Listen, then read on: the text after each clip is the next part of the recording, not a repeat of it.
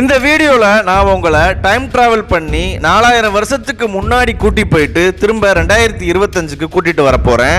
4000 வருஷத்துக்கு முன்னாடி நம்ம முன்னோர்களான ஆதி மனிதர்கள் 3500 அடி உயரத்தில் வழிபட்ட மனிதர்கள் யாரும் போக முடியாத இந்த இடுக்கில் விடை தெரியாமல் இருக்கிற எப்படி பண்ணுனாங்கன்னு நம்மளை குழப்பமடைய வைக்கிற கன்னிமார்களை காட்ட போகிறேன்.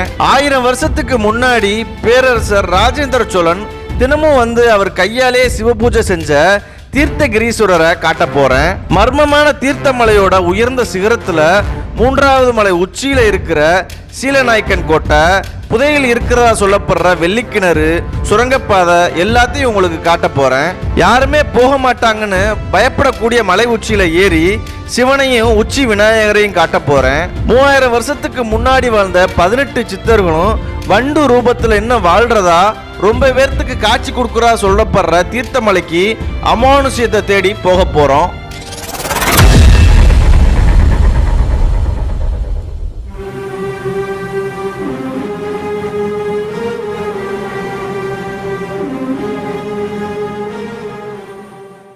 மக்களே, அனைவருக்கும் வணக்கம். இன்னைக்கு நம்ம தருமபுரி மாவட்டம் அரூரில் இருக்கக்கூடிய 3500 அடி உயரம் இருக்கக்கூடிய தீர்த்தமலைக்கு வந்திருக்கோம்.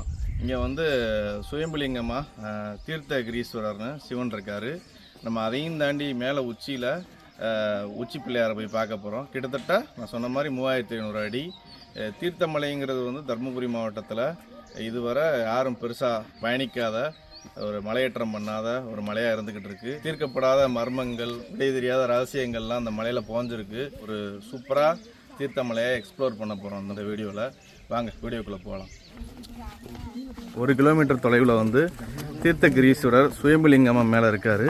அவரை பார்க்க தான் போய்கிட்டு இருக்கோம். அங்கே தான் புகழ்பெற்ற அந்த 5 தீர்த்தங்கள் இருக்குது. தீராத நோயை தீர்க்கக்கூடிய சூப்பரான 5 தீர்த்தங்கள். அகசிய தீர்த்தம், அக்னி தீர்த்தம், கௌரி தீர்த்தம், குமார தீர்த்தம், ராம தீர்த்தம்னு ஒரு 5 தீர்த்தங்கள். மூலிகை தீர்த்தம். இந்த தீர்த்தமலையே ஒரு மூலிகையால் சூழப்பட்ட வனம். தீர்த்தமலை ஃபுல் அண்ட் ஃபுல் ஒரு கனிமங்களால் சூழப்பட்ட ஒரு மலை. அதனால தான் இங்கேருந்து வர்ற இந்த 5 தீர்த்தங்களும் அவ்வளோ புனிதம். 5 தீர்த்தம் மட்டும் இல்லை, 12 தீர்த்தம் இருக்குன்னு சொல்கிறாங்க. அதில் சில தீர்த்தங்கள் மட்டும்தான் நம்ம போய் பார்க்க முடியும். ரொம்ப தீர்த்தங்களை பார்க்க முடியாது. நான் உங்களுக்கு எவ்வளோ காமிக்க முடியுமோ எல்லா தீர்த்தத்தையும் இந்த வீடியோவில் காமிக்க ட்ரை பண்ணுறேன். இப்போ நம்ம 1 கிலோமீட்டர் பயணம் பண்ணி மலையோட கால்வாசியில் இருக்கக்கூடிய நம்ம தீர்த்தகிரீஸ்வரர் சுயம்புலிங்கத்தை போய் சிவனை போய் தரிசனம் பண்ண போகிறோம். இந்த தீர்த்தகிரீஸ்வரர் சிவன் கோயில் போகிற வர ஃபுல்லாமே இந்த மாதிரி படிக்கட்டு தான். கிட்டத்தட்ட 1 கிலோமீட்டர் இந்த படிக்கட்டுகள் இருக்கும். 1 கிலோமீட்டர் தாண்டி போய் தான் நம்ம அவரை பார்க்க முடியும். அந்த 1 கிலோமீட்டருக்கு அப்புறம் நம்ம செங்குத்தாக உச்சியை நோக்கி 3500 அடி பயணம் பண்ண போகிறோம். குரங்குகள் அதிகமாக இருக்குது, அதனால் மலைக்கு வரவங்க கொஞ்சம் பார்த்து வாங்க.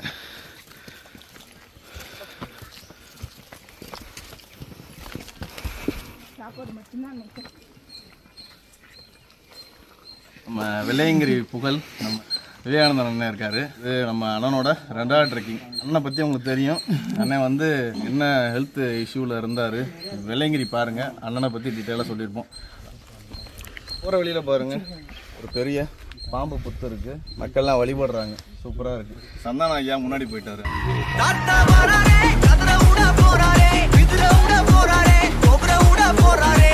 பாருங்களேன், 2 பக்கட்டும் இந்த மாதிரி தடுப்பு கம்பிகள் இருக்குது. ஏற முடியாத இந்த மாதிரி வயசானவங்கெல்லாம் ஏறி வர்றதுக்கு நம்மளோட இன்னைக்கு தமிழரசி அம்மாவும் தீர்த்தமலைக்கு வந்திருக்காங்க. போகிற வழியில் பார்த்தீங்கன்னு வச்சுக்கோங்களேன், எல்லா மலைகளும் குப்பை போடுறதுக்கு வேஸ்ட் பின் வச்சுருப்பாங்க. ஆனால் இந்த மலைகளில் குரங்குகள் அதிகமாக இருக்கிறதுனால குரங்குகள் தண்ணி குடிக்கிறதுக்கு பிளாஸ்டிக் இல்லை, பாறைகள்லேயே வெட்டி ஒரு தண்ணீர் தொட்டி மாதிரி வச்சுருக்காங்க. இங்கே பாருங்க, வரிசையாக இருக்குது பாருங்க, வரிசையாக அப்படியே இருக்குது.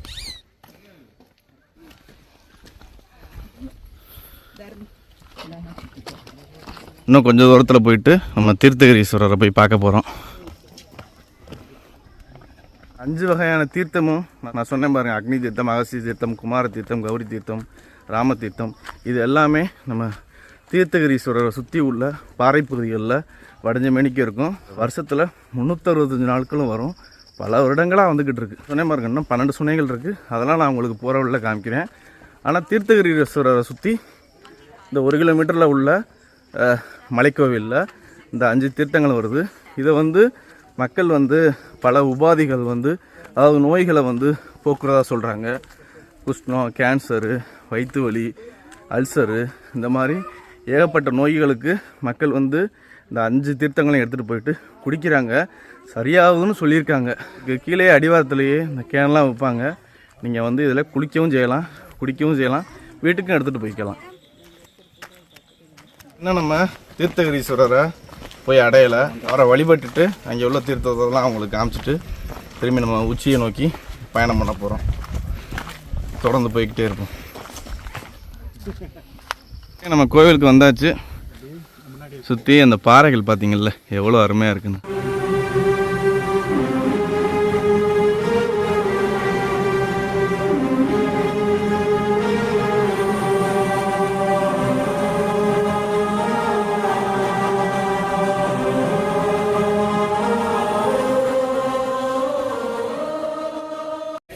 பத்து நாள் தொடர்ந்து மழை பெஞ்சாலும் ஒரே சீராக இதே அளவு தான் தண்ணி வரும். ஒரே மாதிரியே எப்பயுமே ஒரே மாதிரியே இதுதான். 200 டிகிரி வெயில் அடித்தாலும் சரி, 100 டிகிரி வெயில் அடித்தாலும் சரி, இதே கணம் தான் தண்ணி வரும். மேல இருந்து கொட்டுறது வந்து ராமர் தீர்த்தம். அதாவது எவ்வளோ வெயில் இருந்தாலும் பஞ்சமே வந்தாலுமே இந்த தண்ணி இந்த வருது பாருங்க, இந்த அளவு தான் வருஷம் ஃபுல்லாக வருமா. அது மாதிரி மழை பெஞ்சு வெள்ளம் வந்தாலுமே இந்த தண்ணி தான் வருமா, கூடையோ குறையோ வராதான். அதான் அந்த தீர்த்தத்தோட ரகசியம். இவ்வளோதான் வருது, எப்பயுமே இவ்வளோதான் வரும். 365 நாளும் வந்துக்கிட்டு இருக்கு. ராமர் தீர்த்தத்துக்கு எப்படி போட்டி போட்டு பிடிச்சிட்டு இருக்காங்கன்னு பாருங்க. மேலே இருந்து அந்த குழாயிலேருந்து வருது பாருங்க. இது வருஷம் ஃபுல்லாக 365 நாளும் இதே அளவில் தான் வருமா. எவ்வளோ மழை பெஞ்சாலும் இந்த அளவில் தான் வருமா, எவ்வளோ வறட்சி வந்தாலும் இந்த அளவு தான் தண்ணி வருமா. ஒரு அதிசயம் அது. மக்கள் எப்படி போட்டு போட்டு பிடிச்சிட்டு இருக்காங்க பாருங்க. இன்னைக்கு கூட்டம் இல்லைன்னு சொல்றாரு நம்மளை கூட்டிகிட்டு வந்த மோகன் ப்ரோ. மற்ற நாட்கள்லாம் கூட்டம் கட்டி எதிருமா. இன்னைக்கு வந்து ஒரு நம்ம ஞாயிற்றுக்கிழமை வந்திருக்கோம், கூட்டம் ரொம்ப கம்மியாக தான் இருக்குன்னு சொல்றாரு.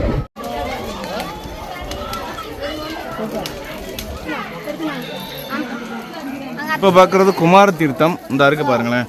குமார தீர்த்தம் தான் இருக்கிறதுலே ரொம்ப ரொம்ப கம்மியான தீர்த்தம். இங்கே பாருங்களேன், இவ்வளோ தான் வருது பாருங்க. மக்களே, குமார தீர்த்தத்தை மட்டும் இந்த மாதிரி அள்ளி தான் பிடிக்கணும், ஏன்னா வடிகிறதுக்கெலாம் வாய்ப்பு இல்லை.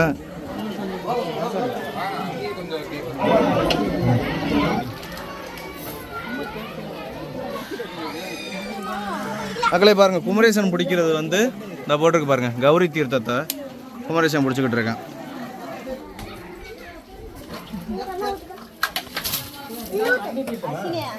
பாருங்க, கௌசிக் வந்து உள்ளக்க பிடிக்கிறது வந்து அக்னி தீர்த்தத்தை பிடிச்சிக்கிட்டு இருக்காப்ல. சூப்பரா இருக்கும். எல்லா தீர்த்தமே அவ்வளோ ஜில்லுன்னு இருக்கு மக்கள். ஏன்னா வந்து பாறைகள்ல இருந்து வர்ற சொன தண்ணி தானே. பாருங்களேன், பாறை இடுக்குல ஒரு இலையை வச்சு பிடிச்சிக்கிட்டு இருக்காப்ல பாருங்க.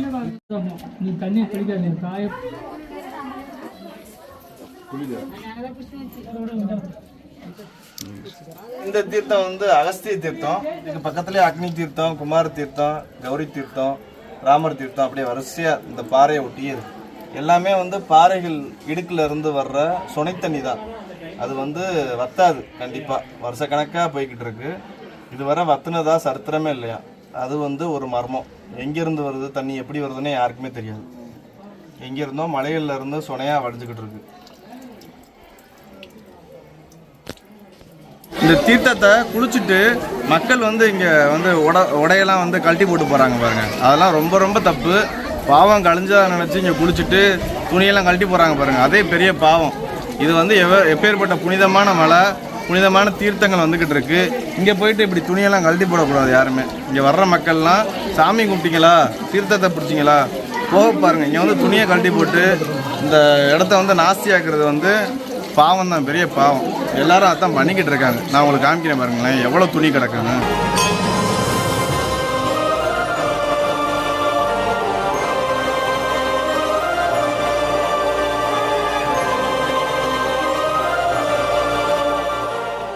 மக்களே, தீர்த்தமலை ஏற ஆரம்பித்தாச்சு. இந்த ட்ரெக்கிங்க்கு கூட்டி போகிறவர் நம்ம மோகன் ப்ரோ. இவர் வந்து லோக்கல் அரூர் தான். அதனால் இவருக்கு இந்த மலைப்பகுதியை பற்றி நல்லா தெரியும். இந்த மலைப்பகுதிக்கு வந்து கிட்டத்தட்ட ஒரு 14 தடவைக்கு மேலே வந்திருக்காரு. இப்போ போகிறது வந்து அவர் 15ஆவது தடவை போய்கிட்டு இருக்காரு. அதனால் அவரை வந்து ஒரு கைடாக கூட்டிகிட்டு போகிறோம். தயவுசெய்து தனியாக வந்து மலையேற்றம் பண்ண முயற்சி பண்ணாதீங்க. வழியே தெரியாத ஒரு மலை. உங்களுக்கு லோக்கல் ஆட்கள் யாராவது தெரிஞ்சால் கூட்டிகிட்டு வாங்க.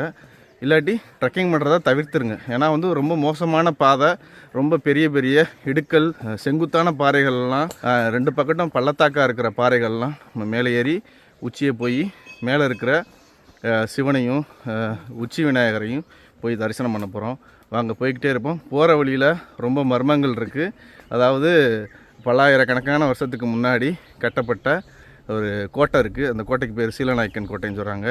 அதுவும் இல்லாமல் பல்லாயிரக்கணக்கான வருஷத்துக்கு முன்னாடி வாழ்ந்த குகை மனிதர்கள், அதாவது நம்மளோட மூதாதையர்கள், 4000 வருஷத்துக்கு முன்னாடி வாழ்ந்த மூதாதையர்கள் வழிபட்ட கன்னிமார் கோவில் இருக்குது.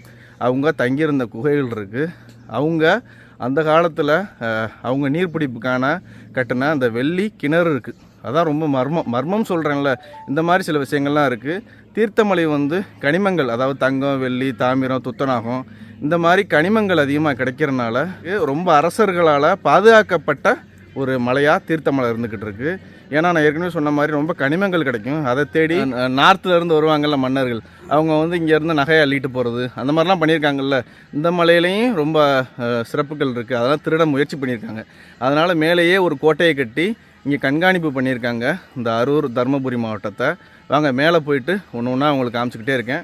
நம்மளை வந்து நம்ம மோகன் ப்ரோ கூட்டிகிட்டு போகிறாரு. எடுத்தோடனே பாறைகள் வந்து கரடு முரடாக இருக்குது. அதில் தான் ஏறி போய்கிட்டு இருக்கோம். ஒழுங்கான பாதைகள் இருக்காது, அதான் கொஞ்சம் ரிஸ்க்கு. நம்ம வந்து பாதையை தேடி பிடிச்சி தான் போகணும். பாதை எப்படி ப்ரோ இருக்கும் மேலே?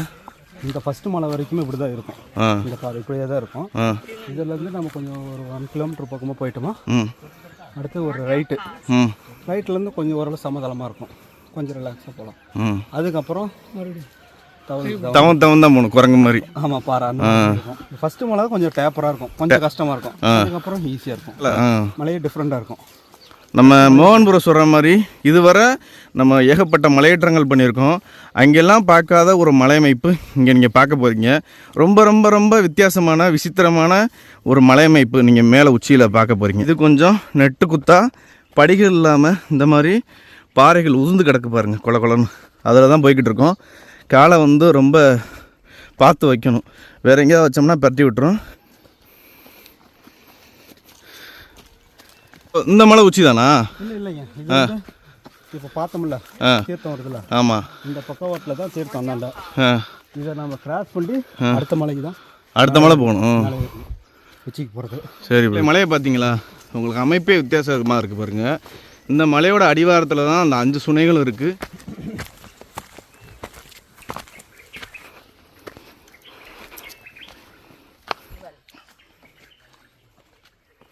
நம்ம சந்தானம் ஐயா பெங்களூர்லேருந்து, அவருக்கு ரொம்ப பக்கம், அதனால் ஓடி வந்துட்டார். இவரெல்லாம் பார்த்தா சிவனே ஆச்சரியப்படுவார், என்னடா இது, என்ன மனுஷன்டா அவர் அப்படின்னு.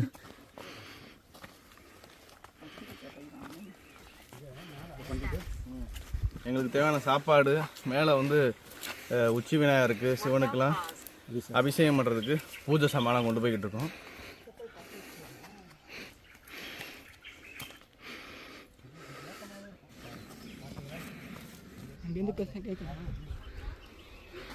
உங்களுக்கு அங்கே ஒரு உச்சி தெரியுதா? அந்த உச்சி இல்லை, அதையும் தாண்டி இன்னொரு உச்சிக்கு போகணும். நம்ம இந்த பாறைகள்லாம் பார்த்தீங்களா எப்படி இருக்குன்னு? வெள்ளிக்கிணறு பார்த்தீங்களா? நம்ம சீலநாயக்கர் ராஜா இருந்தார்ல, அப்போ வந்து அவங்கள தேவைக்காக வெட்டின கிணறு. இப்போ அது வந்து தண்ணீர் பிடிக்கிறக்காண்டி வெட்டின கிணறு. தண்ணியே பார்த்தீங்கன்னா வெள்ளி மாதிரி இருக்கும். ஓ சரி, அதனால் வெள்ளி கிணறு பேர் வச்சிடணும். எனக்கு தெரிஞ்சு சில காலங்களாக புதையல் தேடுறாங்க, அப்புறம் தங்கம் இருக்குது, நிறைய பேர் எல்லாம் உள்ளே பூந்து எல்லாம் சொல்லியிருக்காங்க. அதுலேருந்து கொஞ்சம் மலை ஏறுறது கொஞ்சம் உள்ள அலோவ் பண்ணுறது கொஞ்சம் கட் பண்ணிட்டாங்க. இப்போ கொஞ்சம் நார்மலாக விஷயம் தெரிஞ்சவங்க மேலே ஏறி சாமி கும்பிட்டு வராங்க. மேலே பார்த்தீங்களா நம்ம ராஜா வாழ்ந்த கோட்டை, அப்புறம் நம்ம குதிரை நிறுத்தி மேலே பார்ப்போம், குதிரலாயங்கள், கண்காணிப்பு இடங்கள், அப்புறம் அவங்க வசித்த வீடுகள் எல்லாமே இருக்குது. ஆனால் எல்லாம் சரிஞ்சு உடைச்சி எல்லாத்தையுமே கலைச்சி போட்டு வச்சுருக்காங்க. தேடி இருக்காங்க, என்னவோ தேடி இருக்காங்க. ஏன்னா புதையல் இருக்கும் அப்படிங்கிறது எல்லாத்துக்கும் அந்த இருக்கிற ஆசை தான். போனால் ஏதோ ஒரு கிடைக்குங்கிற ஆசையில் எல்லாம் தேடி இருக்காங்க. அதான் மேலே வந்து ஒரு கோட்டை இருந்துச்சுன்னா குடியிருப்புகள்லாம் கண்டிப்பாக அங்கே உள்ளவங்களுக்கு குடியிருப்புகள் தான் இருக்கும். அங்கே கிணறு, கோட்டை, அப்புறம் வந்து அந்த கண்காணிப்பு கோபுரங்கள், குதிரை நிறுத்துறதுக்கு குதிரைலாயங்கள், இந்த மாதிரி தரையில் நம்ம இப்போ தஞ்சாவூர் கோட்டை எடுத்துக்கிட்டோன்னா அதை சுற்றி என்னென்ன அமைப்புகள், நாமக்கல் கோட்டை, திருச்சி கோட்டையில் என்னென்ன அமைப்புகள் இருக்குமோ அது எல்லாமே இந்த 3500 அடி உயரத்தில் இந்த மலையில் உள்ள கோட்டையில் இருக்குது. அவ்வளோ பாதுகாப்பாக இந்த மலையை வந்து ஆண்டிருக்காங்க. எதிரி நாட்டு மன்னர்கள் இங்கே வந்து எதையும் திருடாதபடி அவ்வளோ கட்டுக்கோப்பாக எல்லாத்தையும் அடித்து நொறுக்கியிருக்காங்க. இங்கே உள்ள மன்னர்கள் மலையை பாதுகாத்துருக்காங்க.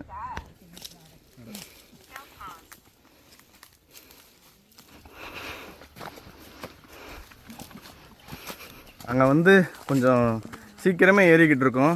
வெயில் உச்சிக்கு வரக்குள்ளேயும் உச்சிக்கு போயிடலாம் அப்படின்னு சொல்லிட்டு சீக்கிரமே ஏறிக்கிட்டு இருக்கோம். மலை பாருங்கள், மேலே ஒரு மலை தெரியுதா? இந்த மலையை தாண்டி இன்னொரு மலைக்கு போகிறோம். நிலாவும் தெரியுது பாருங்களேன் பக்கத்துலேயே. வேறு லெவலில் இருக்குல்ல? ஒரே நிலா. அதுவும் நம்ம சிவனை தான் இது வந்து காமிக்குது. வேறு லெவல். இதை தாண்டி போய்கிட்டு இருக்கோம் மக்களே. நம்ம பொதுவாகவே நீங்கள் பார்க்குறீங்கல்ல இந்த கட்டெரும்பு, இது இருந்தால் யானைகள் மலையில் இருக்காதுன்னு சொல்லுவாங்க. உண்மைதான், இந்த மலையில் யானைகள் இல்லை. கட்டெரும்பு பாருங்கள். இன்னும் 1 மணி நேரம் நம்ம வந்து 2வது மலைக்கு நடக்கணும். வந்தனமையா, ஹவ் இஸ் இட்? நல்லா இருக்கா? வேற லெவலில். எங்கேயுமே வந்து இந்த மலையை பற்றியாவது கேட்டோம்னா அந்த மலையை பற்றி குறை சொல்லாத ஒரே ஆள் நம்ம சந்தானம் ஐயா தான். ஏன்னா மலை அப்படித்தானே இருக்குது, நம்ம தானே ஏறுறோம் விருப்பப்பட்டு. என்னங்கய்யா?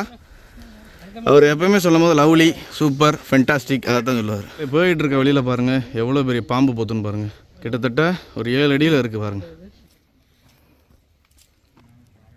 செகண்ட் மலையை ரீச் ஆக போகிறோம். அதனால் வந்து கொஞ்சம் செங்குத்தாக போய்கிட்டு இருக்கு. எல்லா குரூப்லையுமே நடக்கிற விஷயம். மலையை பாருங்கள், ஒரு சுவரமைப்பு மாதிரியே இருக்குது.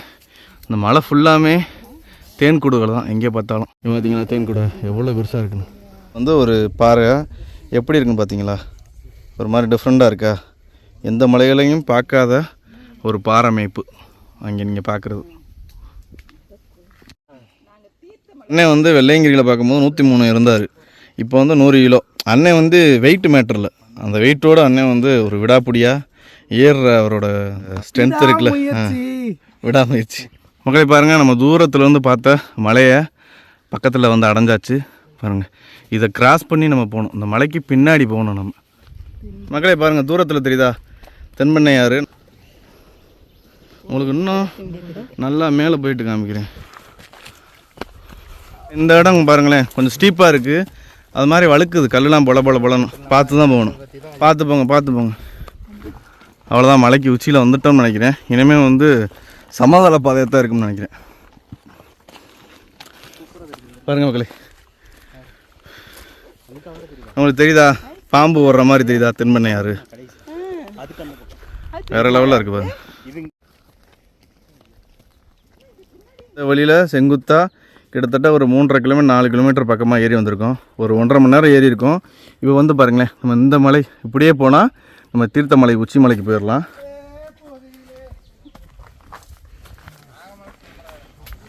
இப்படி மலை ஏறி வர்றதே ரொம்ப நல்லது. தீர்த்தத்தை குடிச்சிட்டு இல்லாட்டி குளிச்சுட்டு வீட்டுக்கு எடுத்துகிட்டு போய் மக்களுக்கு கொடுக்கலாம். இல்லாட்டி இந்த மாதிரி வனத்துக்குள்ளே நடக்கிறதே ரொம்ப ரொம்ப நல்லது. ஏன்னா இந்த காட்டை சுற்றி ஃபுல்லாக மூலிகைகள், ஏற்கனவே நான் சொன்ன மாதிரி கனிமங்கள்லாம் நிறைஞ்சிருக்கு.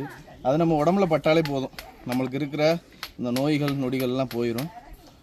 அதான் நல்லது. எதையுமே நம்ம டிஸ்டர்ப் பண்ணாமல் அப்படியே நம்ம இயற்கையை ரசிச்சுட்டு வந்துடணும்.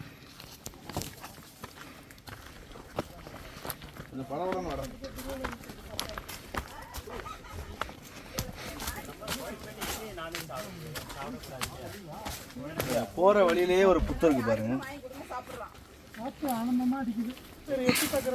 தீர்த்தமலையோட மலையை கடந்து பள்ளத்தாக்கு வியூ பாயிண்ட்ல நிற்கிறோம்.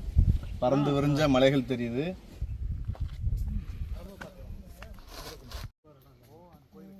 வந்து நம்ம 2வது மலை ஏற ஆரம்பிச்சாச்சு. 2வது மலை வந்து ஒரு 1/2 மணி நேரத்துக்கு மேலே ஏறணும். ஏறினா வந்து அந்த சீலநாயக்கன் கோட்டை, அந்த வெள்ளிக்கிணறு, அந்த காலத்தில் உள்ள கண்காணிப்பு கோபுரங்கள் மற்ற எல்லாமே மேலே இருக்குது. வெயில் ஏறத்துக்குள்ள ஆமாம், சீக்கிரம் ஏறிட்டு இறங்கிடலாம். ஏன்னா பாறையாக்குது மேலே ஏற போகிறதெல்லாம் பொடி சூடு பயங்கரமாக. அப்படியா? ஆமாம். இந்த இடம் ரொம்ப கஷ்டமாக இருக்குது பாருங்களேன், தெரியுதா?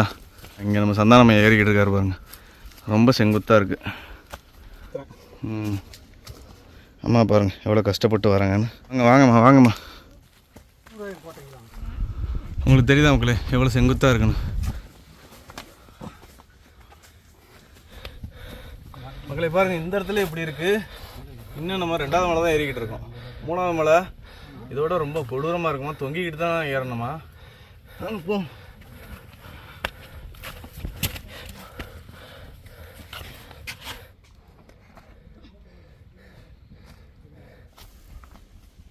கோட்டைன்னு இருந்தால் அவங்களுக்கு வந்து கண்காணிப்பு கோபுரம்லாம் இருக்கும் பாருங்க. அந்த கண்காணிப்பு கோபுரத்துக்கு வந்தாச்சு, தெரியுதா உங்களுக்கு?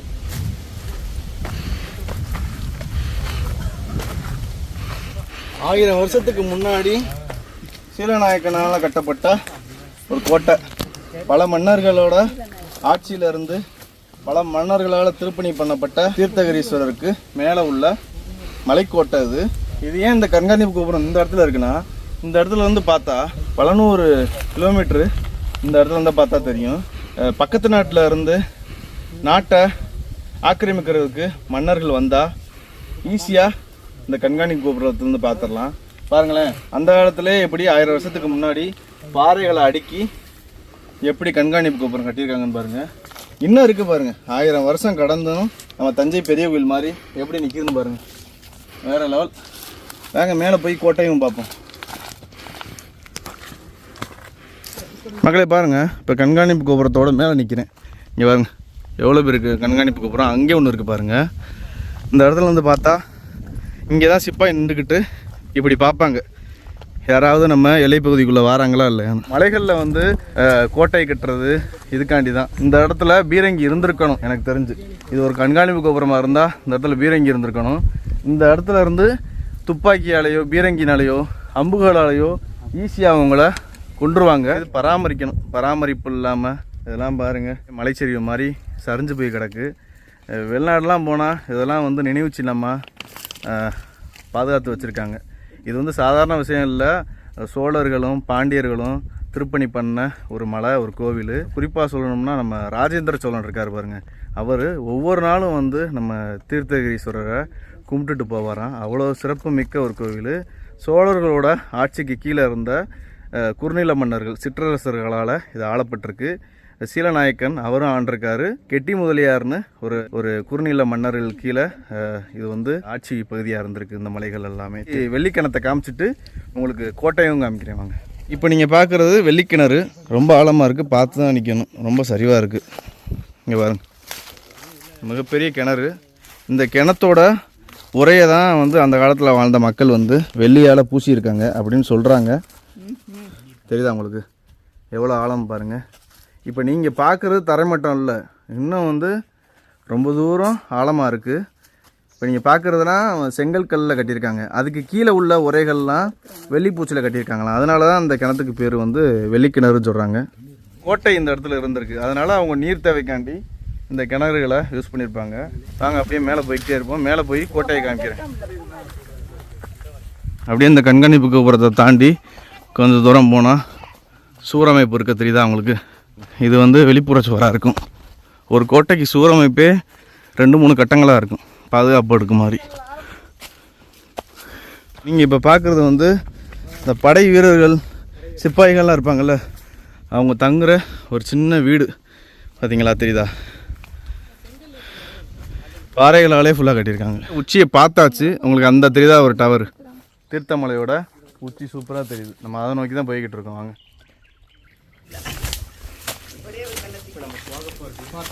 ஒரு கோட்டைன்னா சாதாரணமாக இல்லைல்ல, எவ்வளோ பெரிய பீரங்கி வச்சு அடித்தாலும் ஆயிரக்கணக்கில் லட்சக்கணக்கில் வீரர்கள் வந்தாலும் தொட முடியாதபடி இருக்கணும். அதுக்கு இந்த சீலநாயக்கன் கோட்டை ஒரு எடுத்துக்காட்டு. ஒரு பயம் வந்தாலும் திருப்பி போக முடியாது, அந்த மாதிரி இருக்கு. இவங்கெல்லாம் இருந்து தான் நம்ம சோழ பேரரசை ராஜராஜன் காலத்துலேயும் ராஜேந்திரன் காலத்துலேயும் தொட முடியாதபடி, நம்ம சோழ பேரரசை தொட முடியாதபடி இந்த சிற்றரசர்கள்லாம் பண்ணியிருக்காங்க பாருங்கள்.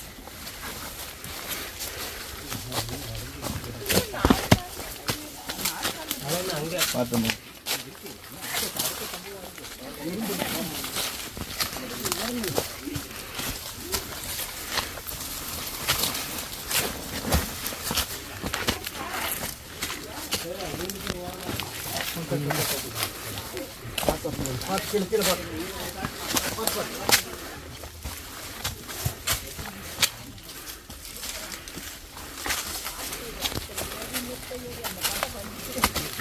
பாருங்க இந்த பாறைக்கு மேலே இது ஒரு மலை உச்சி. இப்போ நம்ம ஏறது ஒரு மலை உச்சி. இப்போ நம்ம அங்கே மேலே உச்சிக்கு போகிற விநாயகர் சிவன்னா இருக்காங்க பாருங்க, அது ஒரு மலை உச்சி. மலை உச்சியில் தான் கோட்டையை கட்டியிருக்காங்க. ஆஹா மக்களே, பார்க்க கண்கோடி வேணும், வாங்க.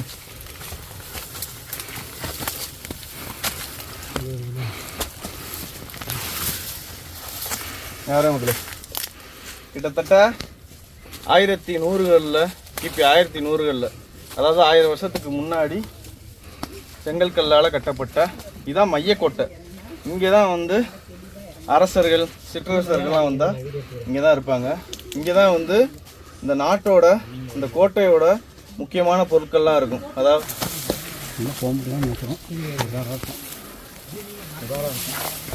ரொம்பவே புதர் மண்டி, ரொம்ப உள்ளே போகிறதுக்கு ரொம்ப பயப்பட வேண்டியதாக தான் இருக்குது. பாம்புகள்லாம் இருக்க வாய்ப்பு இருக்குது.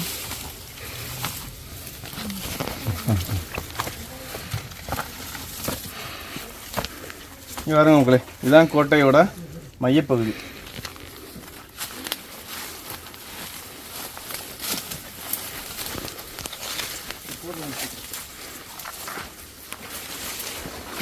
இங்கே பாருங்க, கோட்டைன்னு இருந்தால் பதுங்கு குழிங்கிறது கண்டிப்பாக இருக்கும். அதாவது இந்த கோட்டை வந்து நம்ம எதிரிகிட்ட மாட்டிக்கிடுச்சுன்னா வீரர்கள் தப்பிக்க ஒரு சுரங்கப்பாதை இருக்கும். இதில் நுழைஞ்சாங்கன்னா அவங்க ஏதோ ஒரு மூலையில் மலையில் எந்திரிச்சு போயிடுவாங்க. அதுக்கு உண்டான ஒரு சுரங்கப்பாதை பாருங்கள். சுரங்கப்பாதைன்னு சொல்லலாம், இல்லாட்டி பதுங்கு குழின்னு சொல்லலாம். பாருங்கள், 1000 வருஷத்துக்கு முன்னாடி கட்டப்பட்டது. இன்னும் வந்து ஒரு நல்ல நிலைமையில தான் இருக்குது, ரொம்ப உடஞ்சி போகலை. இன்னும் அந்த கோட்டையோட ஸ்ட்ரக்சர் இன்னும் குறையாமல் அப்படியே இருக்குது. செங்கல் வந்து ரொம்ப சின்ன சைஸு. இது வந்து 1000 வருஷம் பழமையான செங்கல் இது. இப்போ நம்ம நிற்கிறதா கோட்டையோட மையப்பகுதி. எவ்வளோ அருமையாக இருக்குது பாருங்கள். பார்த்திங்கன்னா ஒரு மரண பீதியான பள்ளத்துக்கிட்ட நிற்கிறோம். இந்த பள்ளத்துக்கு மேலே தான் நம்ம உச்சி பிள்ளையார், சுயம்பா இருக்க சிவனார், முருகர் எல்லாம் அங்கே இருக்காங்க. அதுக்கு இதுக்கும் பார்த்திங்கன்னாவே ஒரு 1000 அடி இருக்குது. இதில் நம்ம ஒரு 400 அடி கீழே இறங்கி தான் மறுபடியும் அந்த 1000 அடி ஸ்டெப்ஸ்க்கு நம்ம மேலே போகணும். மேலே போனால் தான் நம்ம அங்கே இருக்கிற மூலவர்களை எல்லாத்தையும் நம்ம தரிசிக்க முடியும். ஓம் நம சிவாய. இங்கே பாருங்கள் மக்களே, நாங்கள் எங்கே நின்றுக்கிட்டு இருக்கோம் பாருங்கள். கீழே விழுந்தோம்னா ஒரு 50 அடி பள்ளம். பாம்பு பூச்சிப்பட்டெல்லாம் இருக்கும், பார்த்துவாங்க. கோட்டையிலேருந்து வெளியே வந்தாச்சு. இப்போ அந்த உச்சியை நோக்கி போய்கிட்டு இருக்கோம். இப்போ வந்து நம்ம கீழே இறங்கி இப்போ மேலே ஏறி அந்த உச்சிக்கு போகணும். இனிமேல் நம்ம போகிற பாதை சிங்கப்பாதை. இனிமேல் போகிற பாதையெல்லாம் கொஞ்சம் கரடு முரடா வித்தியாசமான பாறை பகுதியில் போவோம்.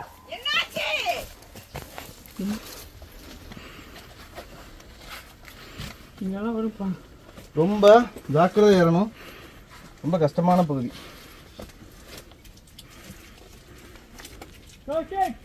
செங்குத்தா ஏறி வந்தோம் பாருங்கள். இனிமேல் ஃபுல்லாக பள்ளத்தாக்கு தான் ஏறுறாங்க பாருங்கள். இது ரொம்ப பெரிய பள்ளத்தாக்கு பாருங்கள். இப்படியே பாருங்கள், கிட்டத்தட்ட 3500 அடி கீழே. உங்களுக்கு வந்து தென்பண்ணையாறு சூப்பராக தெரியுதா?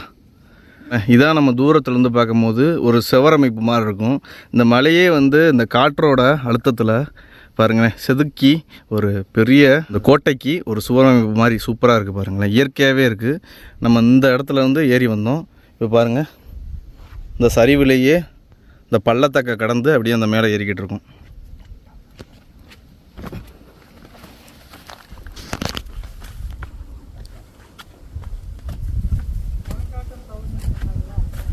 அம்மா பார்த்து ரொம்ப சேஃப்டியாக ஏறணும். குமரேசா, எல்லாத்தையும் பார்த்து சேஃப்டியாக கூட்டிகிட்டு வா. கூட்டிகிட்டு நீ லாஸ்ட்டாவா. மக்களே பாருங்கள், அந்த கோட்டை இருக்குது. கோட்டைக்கு நேர் எதிராக நம்ம உச்சி விநாயகர் இருப்பார். அதாவது கோட்டையிலேருந்து ராஜாக்களோ குறுநில மன்னர்களோ நேராக வந்து அவரை வந்து வழிபடுற மாதிரி தான் இந்த கோட்டையோட அமைப்பும். மேலே உள்ள உச்சி பிள்ளையார் இருக்காங்க.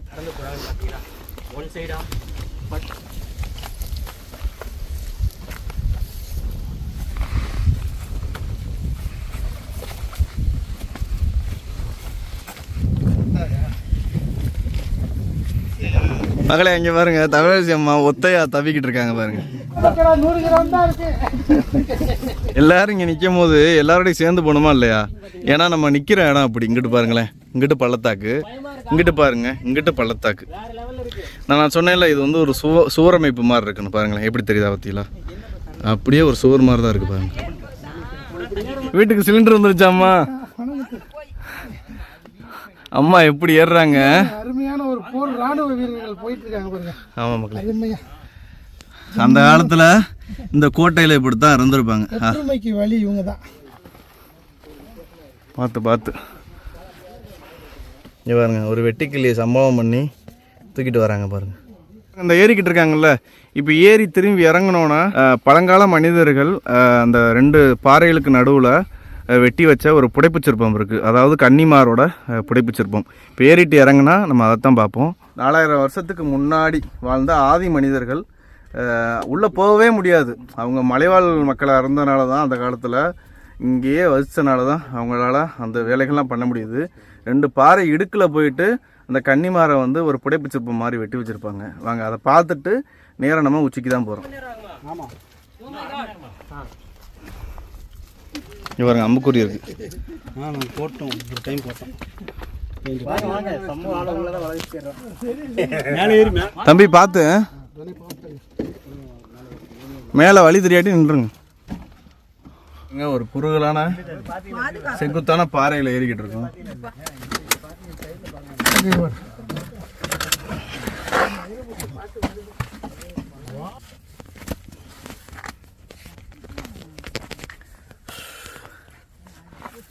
பாருங்க, சந்து மாதிரி ஒரு செங்குத்தான பாறையில் ஏறி வந்திருக்கும். வாங்க வாங்க வாங்கம்மா வாங்கம்மா.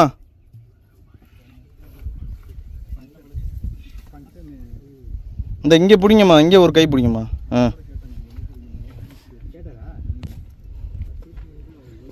பாருங்க மக்களே, இந்த இடம் கொஞ்சம் கஷ்டமாக இருக்குது. நாங்கள் எங்கே ஏறிக்கிட்டு இருக்கோம் தெரியுதா? கீழே வந்து தரை தெரியுதா உங்களுக்கு? பாருங்க, இங்கே ஒரு குகை இருக்குது பாருங்க. குரங்காட்டம் தான் தவிர பார்த்துக்கா. ஒரு பாறை வெடிப்பில் தான் ஏறி வந்திருக்கோம். பார்த்து வாங்கம்மா. வாங்க பாருங்க, அந்த இடத்துல அம்புக்குறி இருக்கா? ரொம்ப கஷ்டம் இது. ஒரு கிணத்துல இருந்து ஏறினா எப்படி இருக்கும்? அம்புக்குறிகள்லாம் இருக்குது, இதுதான் வழி. இந்த இடம் தான் இருக்கிறதுலே டஃப்னு நினைக்கிறேன். பார்த்து போங்க. கௌசிக்கு பார்த்தியா? தம்பி பார்த்து, 2 கையும் நல்லா ஸ்ட்ராங்காக போட்டுக்கோங்க.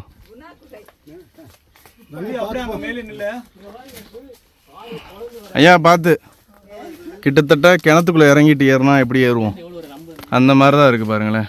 ரொம்ப ரொம்ப டஃப்பு. அதுவும் நாங்கள் வந்து நம்ம சந்தானம் ஐயா, தமிழரசி அம்மாவெல்லாம் வச்சுட்டு ஏறுறோம் பாருங்க. வேறு லெவல். அவங்கெல்லாம் வேறு லெவலில் ஏறிக்கிட்டு இருக்காங்க. பார்த்தீங்களா நீங்கள் சந்தானம் ஐயாவை? டைவ் அடிச்சுக்கிட்டு இருக்காரு. நம்ம 100 கிலோவில் நம்ம விவேகானந்தன் அண்ணன் மேலே ஏறிக்கிட்டு இருக்காரு. சூப்பர்ண்ணே சூப்பர்ண்ணே.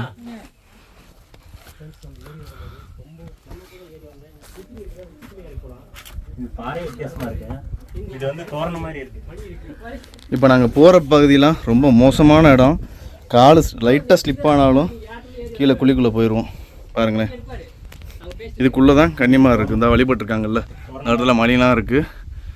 இந்த சந்தன குங்குமம் வச்சுருக்காங்க. உள்ளக்க இருக்குது. உள்ளக்க நம்ம போகவே முடியாது. ஆனால் அந்த இடத்துல ஆதி மனிதர்கள் போயிட்டு இந்த கன்னிமாரை இந்த 2 பாறை இடுக்குலையே பாறையிலேயே புடைப்புச் சிற்பம் மாதிரி வெட்டியிருக்காங்க. எங்கே ப்ரோ இருக்கும்? உள்ளக்க இருக்கும். கூர்ந்து பார்த்தா தான் தெரியும். நல்லா கூர்ந்து பார்த்தீங்கன்னா அந்த முக வடிவங்கள் அப்படி 5 முகம் அப்படியே லைனாக இருக்கும். ஓ, இங்கே பாருங்க மக்களே, பார்க்குறேன் பாருங்க. ரொம்ப கஷ்டப்பட்டு தான் பார்க்கவே செய்யணும்.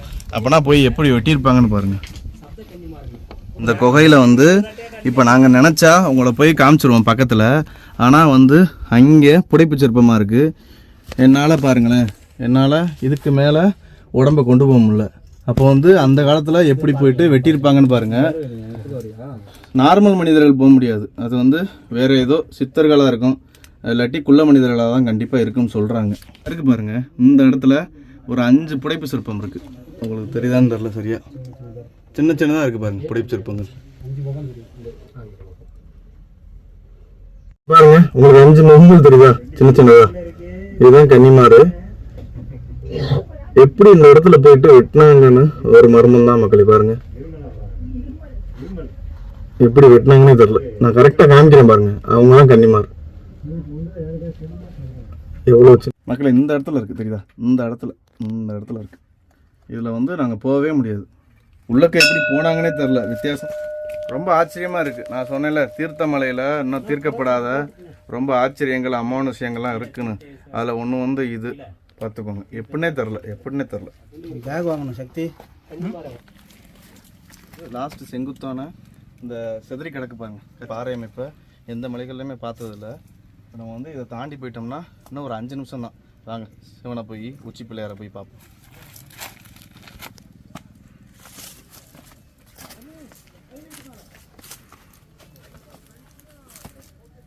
பார்த்து போகணும்.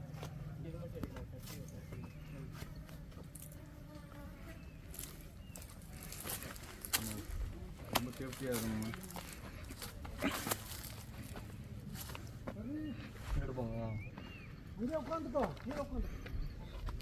மக்களே பாருங்க, சக்சஸ். தீர்த்தகிரி மலையோட உச்சிக்கு வந்துட்டோம். பாருங்க அந்த பீக் வர போகணும். வாங்க போய்கிட்டே இருக்கும்.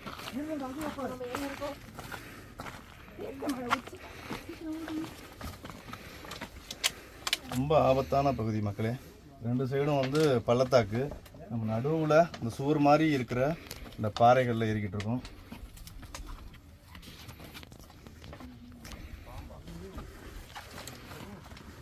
பார்த்து போங்க.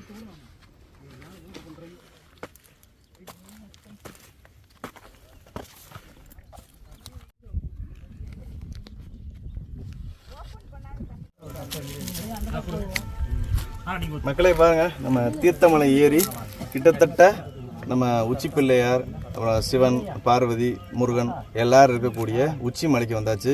நீங்கள் இங்கேருந்து பார்த்தீங்கன்னா நேர கோட்டை தெரியும் பாருங்க. கோட்டையில் உள்ள அரசர்களோ சிற்றரசர்களோ நேர வந்து இங்கே பார்த்து கும்பிட்ற மாதிரி இந்த மலை இருக்குது பாருங்க. இப்போ நம்ம 2 சைடும் பாருங்களேன், 2 சைடும் பள்ளத்தாக்கு, நடுவில் நிற்கிறோம்.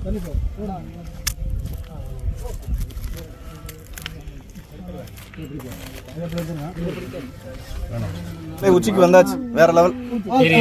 இவர் தான் உச்சி பிள்ளையார்.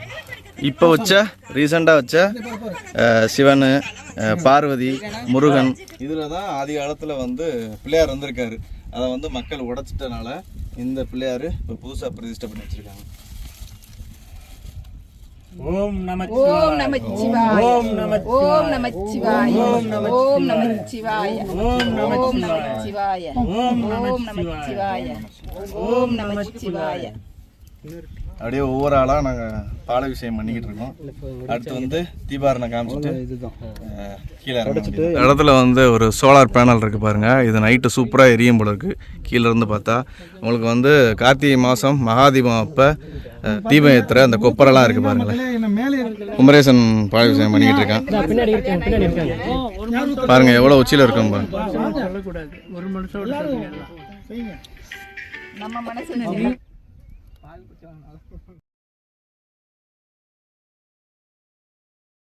ஓம் நமச்சிவாய, ஓம் நமச்சிவாய, ஓம் நமச்சிவாய, ஓம் நமச்சிவாய, ஓம் நமச்சிவாய, ஓம் நமச்சிவாய, ஓம் நமச்சிவாய, ஓம் நமச்சிவாய. தீர்த்தகிரீஸ்வரருக்கு, தீர்த்தகிரீஸ்வரருக்கு, உச்சி விநாயகருக்கு அரோஹரா, அரோஹரா.